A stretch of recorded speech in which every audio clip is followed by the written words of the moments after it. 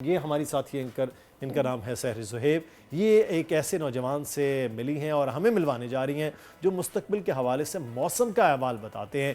तो मोहम्मद फैज़ान के पास तो और आपकी ये एक सेगमेंट देखते हैं, लेकिन हम पहले तो वो किस्मत का हाल जानते थे, अब मौसम का हाल भी जानेंगे। मौसम का हाल जनाब सहर ज़ुहैब ने फैज़ान से गुफ्तगू की है उनके घर जाकर, उनके उस जगह पर जहाँ पर वो प्रेडिक्शन करते हैं मौसम की। तो आइए देखते हैं।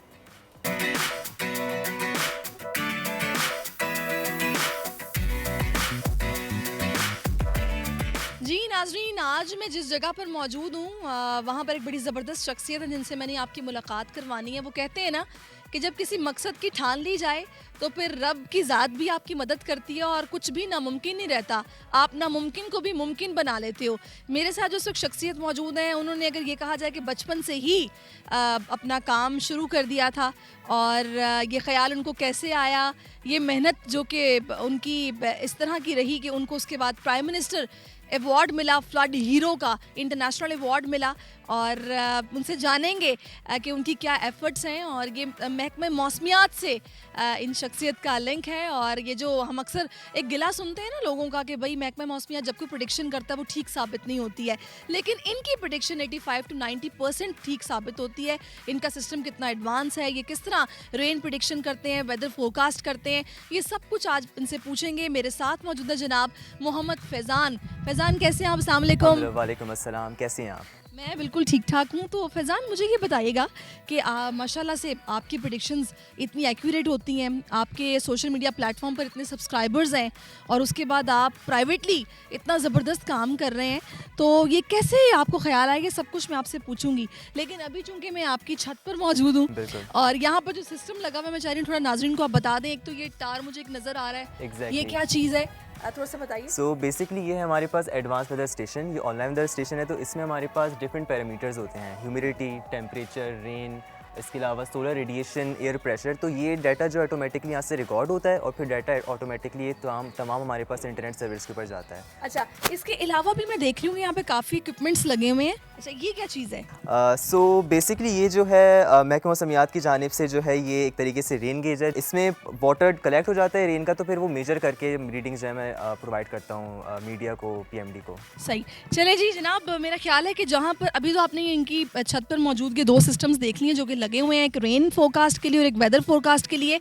और नीचे चलकर हम इनका जो दूसरा सिस्टम है वो भी देखेंगे। तो आइए चलते हैं।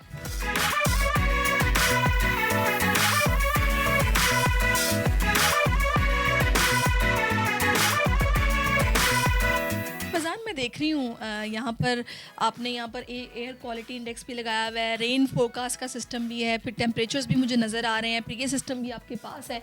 तो ये कैसे ख्याल आया कि आपको ये सब करना है? बस ये है कि मुझे बचपन से ही मैं डिफरेंट था। जैसे जहाँ पे बचपन में बच्चों को जो है वो खेलने कूदने का शौक़ होता है, तो मुझे बचपन से ही मौसम का शौक़ था कि बादल कैसे बनते हैं, बारिश कैसे होती है, हवा क्यों चलती है। तो ये मेरा शौक़ आहिस्ता आहिस्ता ग्रो करता गया। फिर मैंने सोचना स्टार्ट किया कि कोई पाकिस्तान के लिए क्यों नहीं सोच रहा क्लाइमेट के हवाले से। मैंने सोचा कि I should be the one जो कि इस बारे में सोचता हूँ। मे बी अल्लाह उस टाइम पे ऐसी बात है, वाज अलोन, मुझे नहीं पता था कि कुछ और लोग भी मेरे साथ मिल जाएंगे आगे जाके। तो फिर मैंने आहिस्ता आहिस्ता अपना वर्क स्टार्ट किया और अल्लाह पाक ने मुझे इतनी तरक्की दी, अल्हम्दुलिल्लाह। आप प्राइवेटली कोई कंपनीज भी हैं जिन्हें सर्व कर रहे हैं, किस तरह काम कर रहे हैं बताइए? वैसे मैं जो पाकिस्तान मेट्रोलॉजिकल डिपार्टमेंट है उनका मैं रेन रिपोर्टर भी हूँ, और साथ में वेदर स्टार्टअप है वेदर वाले, तो मैं उनको जो है अपनी वेदर फोरकास्टिंग सर्विसेज और जो हमारी डिप्लॉयमेंट सर्विस हैं उनको मैं प्रोवाइड करता हूँ। अच्छा, मुझे अब आप ये बताएगा कि कराची में कितने पॉइंट्स हैं जहाँ पर आप लोगों का सिस्टम लगा हुआ है, फिर अभी जो सिस्टम आपके घर पर मौजूद है ये क्या क्या है, क्या क्या काम करता है? क्योंकि मुझे बड़ी क्यूरियोसिटी हो रही है कि सिर्फ ये छोटी सी स्क्रीन से आप इतना कुछ कैसे जान लेते हैं कि बारिश कब होगी और इस वक्त टेम्परेचर क्या है, क्या रहेगा। थोड़ा ज़रा मुझे समझाएंगे इन सब चीज़ों को देखते हुए? सो बेसिकली कराची के अंदर हमारे जो हैं वो 25 वेदर स्टेशंस हैं। इसके अलावा पूरे पाकिस्तान में हमारे 200+ वेदर स्टेशंस हैं। बेसिकली रीज़न वेदर स्टेशन लगाने का ये था, पाकिस्तान में फोरकास्टिंग सही नहीं हो पाती थी। उसकी वजह ये थी कि lack of data weather points थे, किसी भी इलाके की वेदर फोरकास्टिंग तब तक सही नहीं हो सकती जब तक हमें उस इलाके का वेदर के बारे में पता ही ना हो कि यहाँ पे हवा कितनी तेज़ चलती है। अच्छा फैज़ान, मुझे ये बताएगा, आपने बताया कि ना सिर्फ कराची में बल्कि पूरे पाकिस्तान में आपके 200 के करीब ये स्टेशंस मौजूद हैं जहाँ पर ये सारा काम हो रहा है वेदर फोरकास्ट को लेके।